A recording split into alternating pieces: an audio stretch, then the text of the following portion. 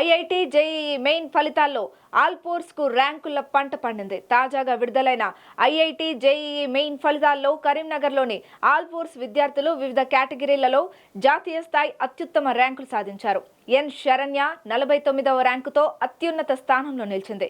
Sriharsha 244వ rank, Anirudh Sai 272వ rank, Vishal 329, భామిక 350, ప్రణతి 456, Ankit Sai 574, Aditya 630, Shivathmika 646, Hrishikesh 703, Mohammed అద్బుల్లాక్ 968, powers lock 1056 ర్యాంకులు సాధించారు. కాగా 459 మంది విద్యార్థులు ఐఐటి ఏడివి పరీక్షకు అర్హత సాధించారని కాలేజ్ యాజమాన్యం తెలిపింది.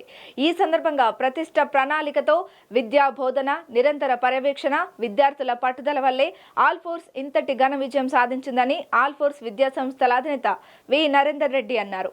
ఐఐటి నీట్ పోటీ పరీక్షలలో ఆల్ఫోర్స్ విద్యార్థులు రాణిస్తున్నందుకు తనకెంతో ఆనందంగా ఉందన్నారు. అర్ధరాత్రి రిలీజ్ అయిన ఐఐటి 2025 ఫలితాల్లో ఆల్ఫోర్స్ ప్రభంజనం సృష్టించింది. గతంలో సాధించిన ర్యాంకుల కంటే మెరుగైన ఫలితాలు ర్యాంకులు ఈసారి తీసుకుని రావడం జరిగింది. ద హయ్యెస్ట్ పర్సంటైల్ 99.9%, అంతేకాకుండా 99% దాటిన వాళ్ళు 13 మంది చిన్నారులు. అలాగే వివిధ కేటగిరీల వారిగా ర్యాంకులు చూసుకున్నా కూడా ఇవాళ మరి సుమారుగా 44 మంది చిన్నారులు 5000 బిలో ర్యాంక్స్ రావడం జరిగింది. అందులో ద బెస్ట్ శరణ్య అనే ఒక అమ్మాయి 49th ర్యాంకు తోటి మరి కరీంనగర్ గడ్డ మీద మరి ఐఐటి ఫలితాల్లో మేము కూడా కార్పొరేట్ కళాశాలకు ఏమాత్రం కూడా తీసిపోము అన్న విధంగా అద్భుతమైన ఫలితాలు ఇవాళ తీసుకొని రావడం జరిగింది.